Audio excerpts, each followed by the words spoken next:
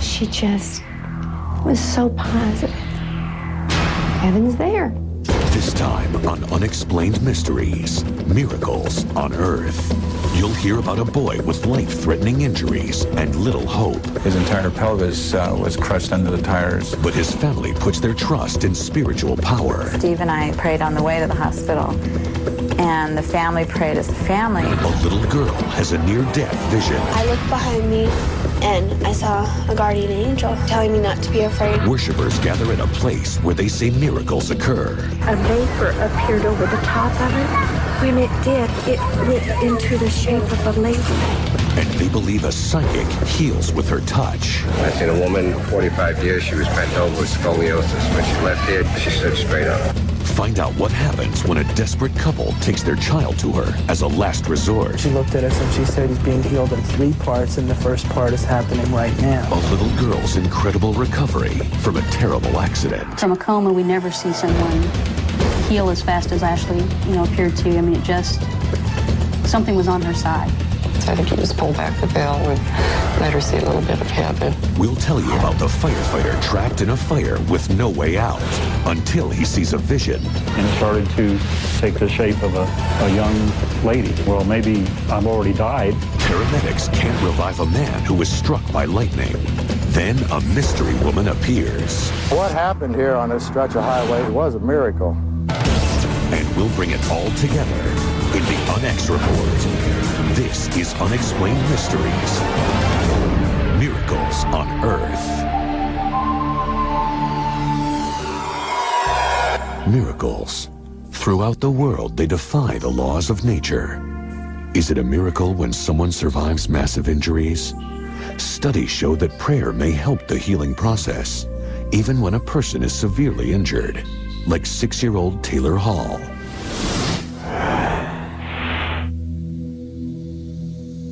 It was a bright sunny day. He took his skates out, and then my son Chris was in the front bedroom, and he heard the truck screech. You could hear the truck coming down the corner. You could hear it as it would kind of screech, because Taylor was coming down the sidewalk, and as he hit the sidewalk, he hit a patch of rocks, and he couldn't stop himself in time. Fire department came, and the ambulances came, and he was in a pool of blood. He lost over 4.5 units in the street, which is almost half your body's blood. And he was ripped open from his navel all the way to the back. Taylor's prognosis was not good. His entire pelvis was crushed under the tires.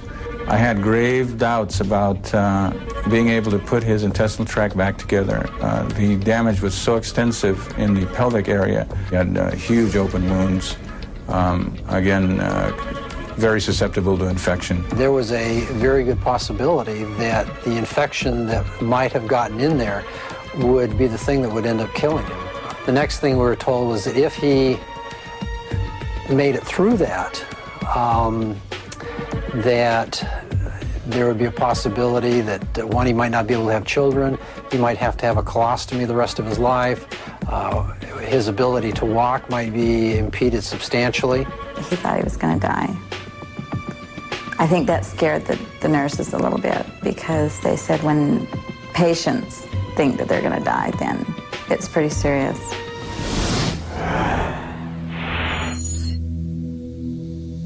Taylor's family was encouraged by studies showing prayer may be a powerful tool for healing. There were some studies coming out showing that if you take prayer into the clinic or the hospital or the laboratory and test it pretty much like you would a new medication, you can actually show that prayer does something. Researchers put bacteria into 2 identical test tubes. Volunteers prayed for the samples in one of the test tubes. And the differences in the growth rates are quite profound, favoring those that get prayed for. At San Francisco General Hospital, a prayer experiment was conducted on actual patients. The patients who received extra prayer from our groups outside of the hospital required less diuretic therapy, less antibiotics, and had less cardiac arrest. With hope fading for conventional medicine to heal Taylor, the Halls sought an alternative. Steve and I prayed on the way to the hospital, And the family prayed as a family. It just seemed that we were all on the same level, doing the same thing for the same purpose. And we all wanted the same thing, and that was for Taylor to recover. And I'm fully convinced that was every bit as important a part as what the doctors did. And not to downplay what the doctors did, but I think it was, they both worked together. And when, after 6 days, after being ripped open, intestines all messed up, being, his back ripped open, his pelvis broken, he was walking with no cast or pins. And I think it was a miracle. I think if somebody else had got run over and nobody prayed, then he could have died. The experts are convinced of prayer's effect on Taylor's miraculous recovery. It was my opinion that prayer helped 100%. A lot of the stuff that we were able to do as doctors was relatively simple, but the healing process was a long, extensive one with major injuries. The mind has some aspect, some quality, which can reach out through space and time, as is evidenced through prayer, and make a difference. Julie is just happy to have her son back. He's fully recovered. He doesn't have anything major wrong with him. He gets headaches now and then, but everything else on his body is normal. In fact, he's above normal. He's skating again.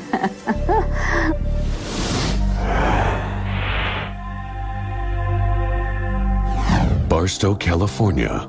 A 2-year-old girl is riding her tricycle around the family pool. I ran through the hall, and I knew something was wrong, and I found her floating face down in the pool.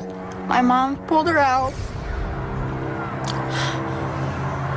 and she screamed for help, and there was nothing my sister and I could do. When Ricky first presented to the emergency department, I was almost sure that she would not survive. She was lifeless. There was no life in the child whatsoever. It was such a difficult call because the parents of the child were very good friends of mine.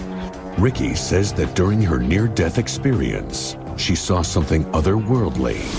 I looked behind me and I saw a guardian angel, and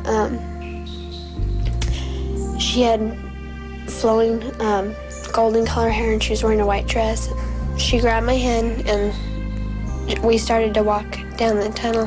When we got toward the end, she asked me if I wanted to go through the light with her or if I wanted to go back. And I told her that I had to go back and tell my mom where I was going. And so I remember her walking me back and telling me not to be afraid. Miraculously, Ricky made a full recovery, but what she saw while unconscious stayed with her. It was approximately a month after she had come home from the hospital, and I had taken her shopping with me. We went into a bookstore, and maybe 5 minutes into shopping, she grabbed my hand and squeezed and started screaming and yelling in the store, "Mama, Mama, that's my angel." And I didn't know what she was talking about. I looked around, and there was a poster on the wall, and it was of a guardian angel. Visions of angels are as real as any other human experience. Many doctors insist these visions are symptoms of the body shutting down near the time of death. But Morse disagrees. Children experience a spiritual light the great majority of the time during near-death experiences. It was a really fluorescent colored tunnel. It had really bright colored bricks around it, and it had a really almost blinding light at the end. It's not just some sort of reflex spasm of the optic nerve or the, dysfunctional firing of neurons in their occipital lobe. Experts of the near-death experience call it celestial vision. But are these miraculous experiences real? Do they have a purpose? When this first happened, we never went to church much. She had no knowledge of angels. Since this, she likes to spread the word that the angels are out there and it's okay. I think that it happened so I could tell other people not to be afraid of dying. Later on Unexplained Mysteries, the alleged miracles at a remote town in Venezuela. My judgment is that those apparitions are authentic and supernatural. Many of them performed by a woman whose followers claim she has psychic healing powers. She is able to see things and know things before they ever occur. The gruesome tragedy that threatened to rip a family apart. Pain, the sorrow, the hurt comes from the depth in you that you have no idea that's there. And the remarkable little girl whose survival helped them heal. Yeah, but good thing I got to stay here. I wouldn't see my grandma or grandpa. To have a small child take your blinders off is very humbling. She just was so positive. You'll hear the story of the firefighter who was ready to die but survived. He says with the help of a vision. And I said, if you're here to take me, then I'm ready to go. I said, but if you're here to help me, I said, show me the way out, please, now. And a man hit by lightning recovers when a mysterious woman in black appears out of nowhere. Even with the rain falling, everybody was soaked. She wasn't. She was not remotely wet. And we'll sum it all up with the Unex Report. Here on Unexplained Mysteries, Miracles on Earth.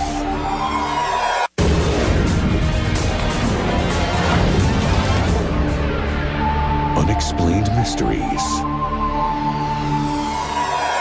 Reports of miracles come from all over the globe.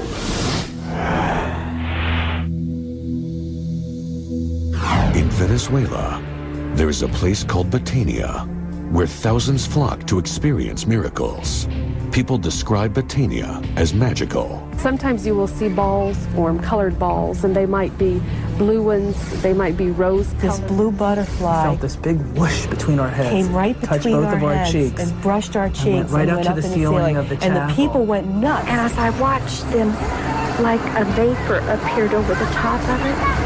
And when it did, it lit into the shape of a lady. Eyewitnesses say they've seen incidents of extraordinary healing. I seen a woman was on the same pilgrimage as me for 45 years. She was bent over with scoliosis. When she left here, she stood straight up. This wall contains the records of the healings at Betania. After over 500 interviews, the Catholic Church endorsed Betania as an apparition site. My judgment is that those apparitions are authentic and supernatural. This is Maria Esperanza. She was the first to find the healing power of the Betania waterfall. And now some call her the greatest mystic in the world. Her followers are convinced her hands have the power to heal. I was blessed to get in front of her, and when we locked eyes, I went down on the ground. I got up, I threw my cane at the tour guide, jumped off the porch, ran up this hill to the chapel, grabbed my luggage, ran up another hill to the bus. Esperanza says she can see into the future. When you meet her, she knows everything about you, the present, the past, and the future. She is able to see things and know things before they ever occur. People desperate to ease their suffering seek out Esperanza and the healing waters of Betania. Ryan Hulick was born with a debilitating spinal condition. The only thing I knew about spina bifida was that it was devastating. Never seen anything like it before, and I really didn't understand what I was looking at. This diagnosis of spina bifida is something that involves the brain, it involves the spinal cord, and because it involves your nervous system, it involves anything from the head down. Doctors felt that Ryan's condition would not improve. I sort of felt like I had a baby with a time bomb. So I didn't sleep well. I was always listening for him to see is this going to be the night? So Patricia and Casey met with Maria Esperanza on one of her frequent visits to America. She finished speaking with the family, and she just turned around and walked right up to us. And she says through the interpreter, "Here, this is the place." And she's touching her lower. We had never given her any details about this child or the condition. But somehow Esperanza knew all about Ryan's disability. She looked at us and she said he's being healed in 3 parts, and the first part is happening right now. On a subsequent visit, Esperanza met Ryan. She turned right around and she took Ryan out of my arms and sat right down. And on the video you can see her hand going right down over where the shunt and down along the shunt line at his little chest, and then on the spine and the back and the whole thing. According to the Hulicks, Ryan's condition immediately improved. Doctors treating him could not believe this was the same child. The neurologist came in And he was doing his exam and writing down his comments and so forth. And he got up and got his colleague because he wanted to check and make sure it was the right kid and the right records and the right everything because it was so dramatic. Soon afterwards, the Hulicks took Ryan to Betania for phase 3 of his treatment. Suddenly, Ryan woke up and he was screaming, like a very, very strong cry, as if he were in pain. And she said, he's crying because that which was apart has just come together. She said, this is the third part. He's going to begin to become completely healed. On that bus ride back from Caracas after he received the third part, we noticed an immediate dramatic change in Ryan. He was so strong and just trying to get up and to move and just so bouncy. When they got back to the U.S., Ryan could walk. The neurosurgeon who first diagnosed Ryan was stunned. I think he's excelled in some ways beyond what his objective analyses, such as pictures, x-rays, CAT scans, MRIs, might have led us to think he could do. Ryan's surprising recovery has convinced Dr. Rifkinson of the spiritual aspects of healing. The art of medicine 100 years ago was holistic, and that was we didn't have the technology and the capability to correct anatomical abnormalities that we do now. We forgot about faith, and we forgot about hope and positive thinking. Coming up on Unexplained Mysteries, miracles, and the people who have experienced them. A girl says she got a glimpse of heaven while in a coma. In heaven, it's bright like that, and it's so bright that the sun was shining on it, and there's never any dark. I saw my mom, and I saw the man. Raised her little eyes up as far as she could, and she said, they went that way. They went up. A mystifying vision in a burning building saves a firefighter's life. And I knew then that this was totally a true incident that happened to me. It's time to thank somebody.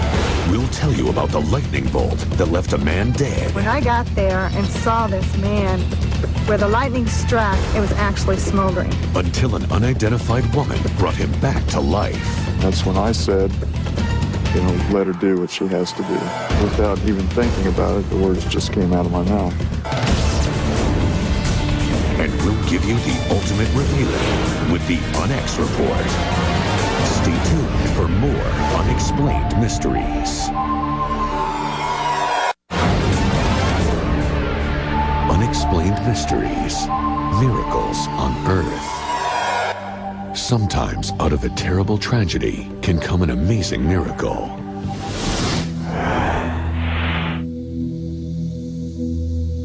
For Joan Frigg, it began when her daughter came to her with a premonition. Cheryl was in my living room telling me that she didn't know what it was, but she knew that her and Danny were going to die. One April afternoon, Cheryl's deadly prediction came true. She was driving with her 2 kids, 11-month-old Daniel and 5-year-old Ashley. Without warning, a drunk driver crashed into them head-on. 7 people died as a result of the crash, including Cheryl and Daniel. Cheryl's parents found out later that day. Well, we made a few phone calls and the lines were busy. We got nothing but busy signal. And about that time, we noticed that headlights were coming down our driveway. And it was our deacon that came and broke the news to us. It was 20 minutes before Ashley could be pulled from the wreckage. She had survived. Her left leg was crushed. Part of her lungs collapsed, and injuries to her brain were extensive. Ashley slipped into a coma. The pain, the sorrow, the hurt comes from a depth in you that you have no idea that's there. It totally rips you apart.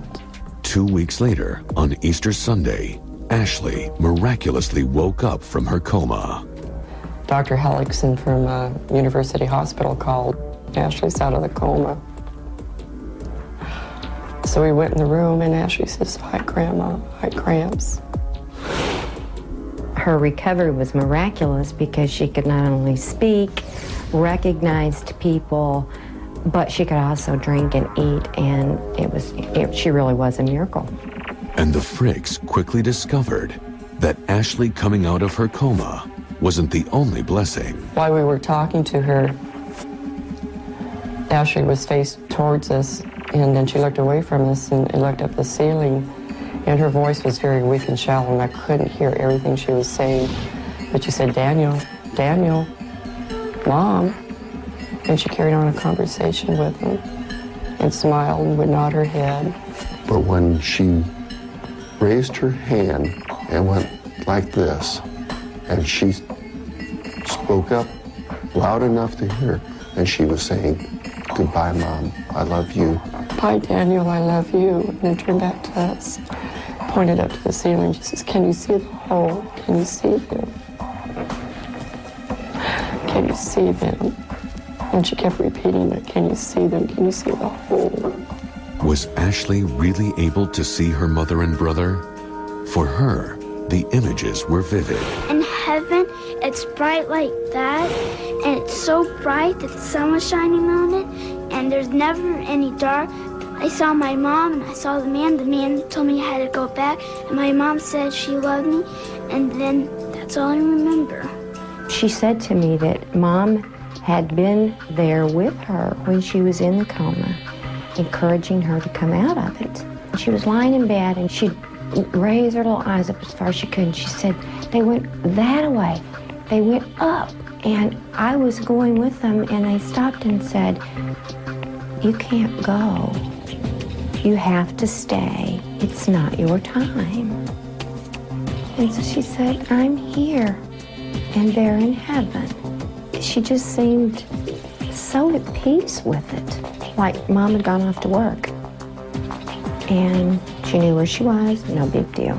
Those close to Ashley believe every word of her story. Was the hand of God reaching out to this family? So I think he just pulled back the veil and let her see a little bit of heaven to help her. 3.5 months later, Ashley was released from the hospital. She started her physical therapy, and her miraculous recovery began. From a coma, we never see someone heal as fast as Ashley, appeared to. I mean, it just, something was on her side. Someone was there to say, hey, this girl's got to be here, and we're going to make it the best we can. Did Ashley Dial experience a miracle? Did she get a glimpse of heaven? Whatever occurred seemed to touch all of the people around her. Yeah, but good thing I got to stay here. I wouldn't see my grandma or grandpa. Many times when I cry, Ashley will pat me on my back and say, Grandma, it's okay. Mom's in heaven and she's happy. Ashley's a miracle child. She blessed me tremendously by being able to work with her. To have a small child take your blinders off is very humbling. She just was so positive. Heaven's there. Next on Unexplained Mysteries, more miracles on Earth. A firefighter can't get out of a raging inferno. Then a vision shows the way. When I got to the point where she had pointed, I felt nothing but wall. But when I pushed, a door opened and I fell out into the parking lot.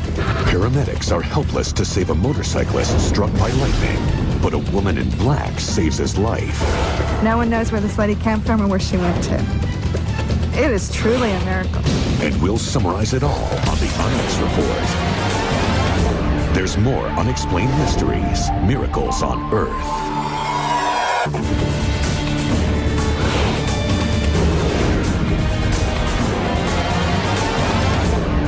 Unexplained Mysteries, Miracles on Earth. Miracles are often reported by people who willingly put their lives in danger. A firefighter trapped near death. He believes a miracle saved his life.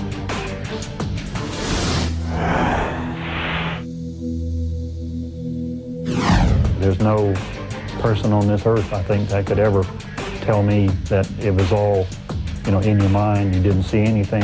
You didn't experience anything. I know what I saw. I was at a point where this was probably going to, be my last fire. I was probably going to die. Hialeah, Florida. Ken Carter was relaxing with his fellow firefighters when the call came in that would change his life. Going off from the scene at 1824 West 4 Avenue, Pandora's box. You spot smoke coming from the windows and doors. 10-4, have units en route. We were having a lot of fires that particular month. The fire that we had in the evening hours of January 12th was at a building called Pandora's Box. There's always fear involved, not knowing every building is different, every fire is different. When Carter and his partner arrived, they encountered thick smoke and flames. Bravely, they rushed into the burning building. We were confronted with heavy smoke. We were very, very hot inside already, and open flames. Carter's partner couldn't tolerate the heat and had to leave. I kept on fighting the fire and trying to knock down as much fire as I possibly could. And the opportunity was there to do as much as I could until he got back or the backup crew came in. But that didn't happen. When a firefighter's air tank runs low, a bell rings to warn him he has just a few minutes of air left. Carter heard his warning signal go off. I heard a warning signal go off. The warning signal was hooked to our air tank. Then you only have approximately 4 minutes of air left in your tank. At that point, I said, well, it is time to leave the building. I turned around, I picked up the hose like you're supposed to do, and I attempted to follow it out of the building. But the hose was tangled and twisted. And when I started to draw down on my air tank, my mask started to collapse on my face, and I knew at that point that I was out of air. So I removed my mask and was confused, started to become disoriented. I realized that I was going to have to do something very, very drastic or very, very lucky to get out of this building. But he couldn't see any lights or any way out. And this is when I decided, well, maybe this is it for me. Maybe this is my final fire. Maybe this is when I meet my last alarm. I was starting to cough and gag. What I decided to do at that point was just settle up my life, I guess. And I knelt down and I asked for some type of divine intervention. And that's when Carter says he saw something that couldn't possibly be there, but was. Across the room, I just saw something out of the corner of my eye. It was like a blue light, a light blue light. It grew larger and it started to take the shape of a young lady and bathed in still the blue light. Her clothes was like a long billowing type veils and a very peaceful, very serene look on her face. Of course, I was startled and thinking, well, maybe I've already died, and this is the after-death experience that people have explained to me over the years that they've gone through, and it's time for me to offer myself up. Carter prepared himself to die. And at that point, I looked her right in the face and I said, if you're here to take me, then I'm ready to go. I said, but if you're here to help me, then show me the way out, please, now. And at that point, I mean, she never changed her expression or anything on her face, but she did lift her arm. I got up off my knees and went the way she had pointed. I had no idea where I was headed. When I got to the point where she had pointed, I felt nothing but wall. But when I pushed on this section where I was standing, a door opened and I fell out into the parking lot. After the fire was out, Carter returned to the scene of the apparition. He found a post in the middle of the room. And I walked over to the post and I said, well, this is what I had to see, with blue lights on it. And, still trying to, I think, deny a little bit, this whole incident. Then, for some reason, Carter took off his glove. I don't know why, because everything inside of this building was still extremely hot.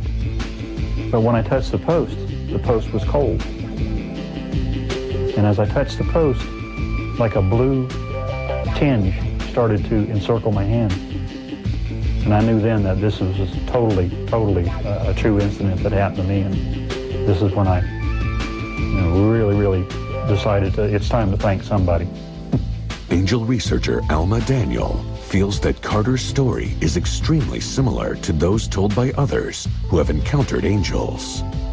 An angel cannot interfere with your free will or your destiny, but if it is not your time to go, the angel will definitely guide you through whatever situation, whatever traumatic moment that you are in, whatever danger you may be in, will make sure that you get out.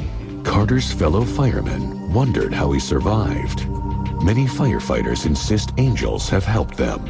You know, you go out on every call, and after it's over, you kind of stand back and you look and say, well, you know, how did we come through this in one piece? And in the back of your mind, you know, the whole time you got somebody looking after you. There's no doubt about it. I think we definitely have got someone looking after us. We have guardian angels out there looking after us. If you have not fulfilled your purpose on this planet, if you still have a contribution to make, the angel will be there and make sure that you get through. His life saved by a miracle in the fire, Carter now saves lives as a paramedic. It's a terrific job. You can help so many people through so many situations. Saving a life there's nothing in this world that compares to nothing.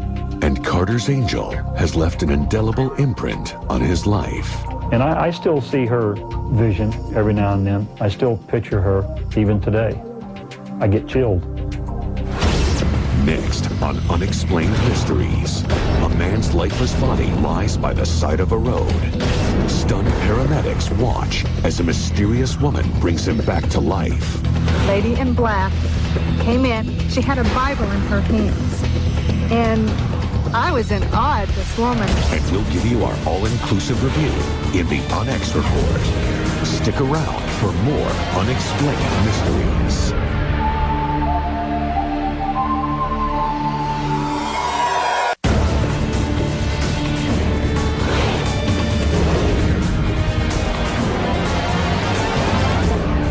Unexplained Mysteries, Miracles on Earth.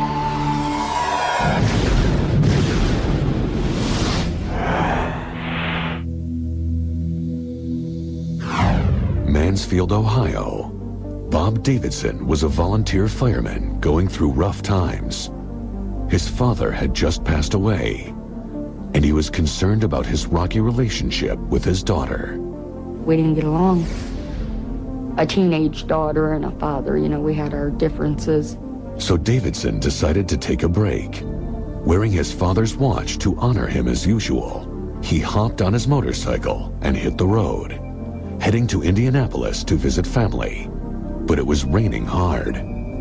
When you're doing 60 miles an hour, a raindrop feels pretty stingy on your arms when it hits. Despite their disagreements, his daughter was worried about him. Being 7 months pregnant, for months I had dreams that something happened to Dad. I had a feeling that Dad wasn't going to be there to see my baby born. Near Acton, Indiana, Davidson pulled over to get into his rain gear, unaware of the shocking twist of fate that awaited him. Maybe it was that weird stuff, you gotta be at the right place at the right time, and I was supposed to get struck by lightning. Electricity shot through his body. I mean, when we got there, the man was gray.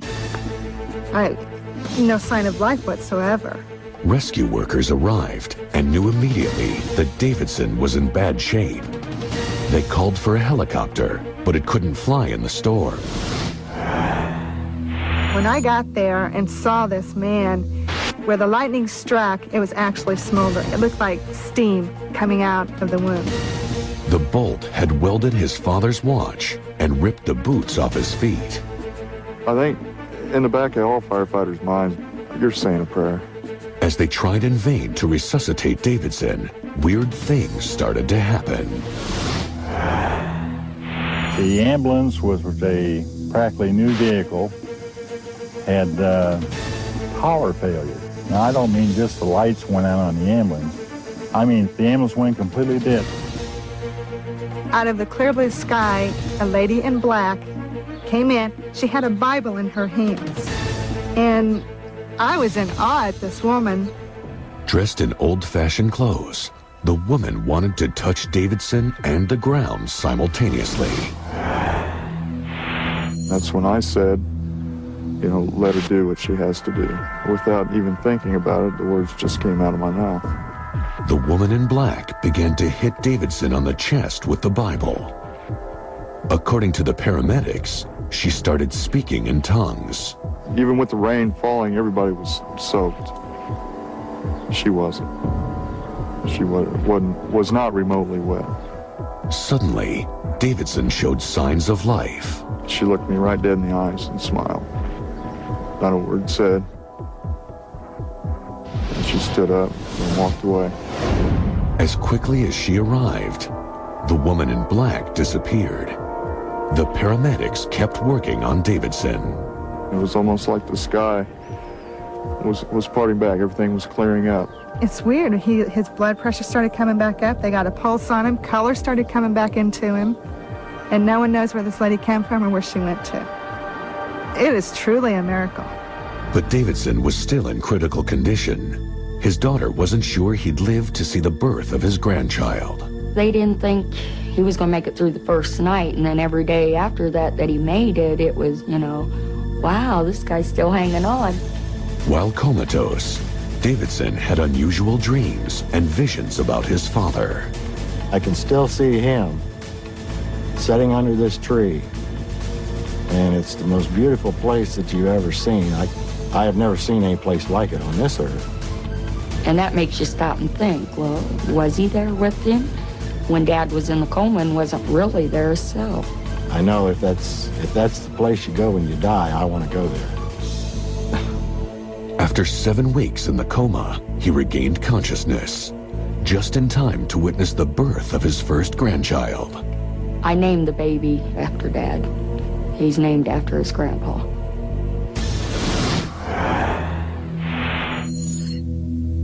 Clues to the identity of the woman in black may come from Acton's past. Acton, having been a spiritual center for many years, perhaps some of that has held over.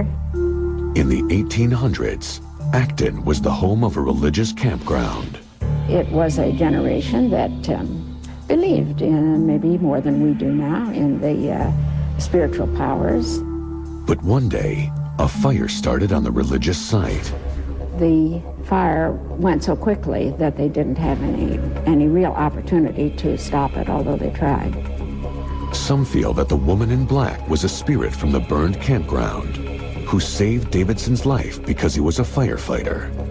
In the Acton Museum are an old-fashioned black dress and a Bible, exactly like the paramedics saw the night Bob Davidson was brought back to life. I would just like to walk along with her and tell her how much I appreciate what she did and giving me a second chance on life. I don't know what happened here on this stretch of highway, but it definitely was a miracle. Coming up on Unexplained Mysteries, our full account of miracles on Earth in the UNX Report. Stories from people who die and the miracles that bring them back. What happens to these people in between life and death? Are guardian angels guiding them back to Earth? Are angels actually the spirits of the dead? We'll sum it all up next in the UNX Report.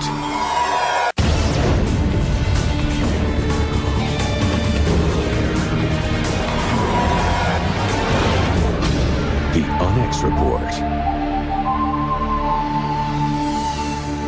People make remarkable recoveries from devastating traumas. Do miracles exist on Earth? A child hit by a truck suffers massive injuries. He lost over 4.5 units in the street, which is almost half your body's blood. Yet he lived. His father says it was due to the power of prayer.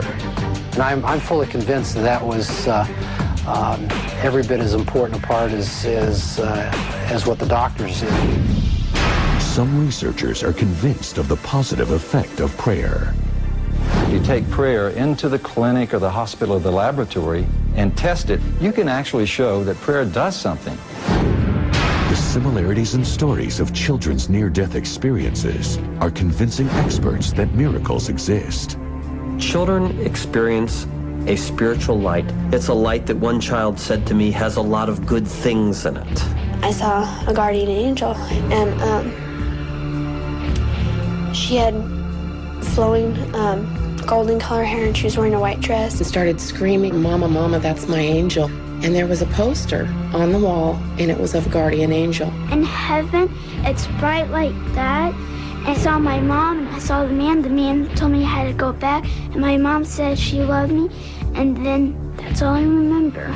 And some feel it gives them a renewed purpose in life. I think that it happened so I could tell other people not to be afraid of dying.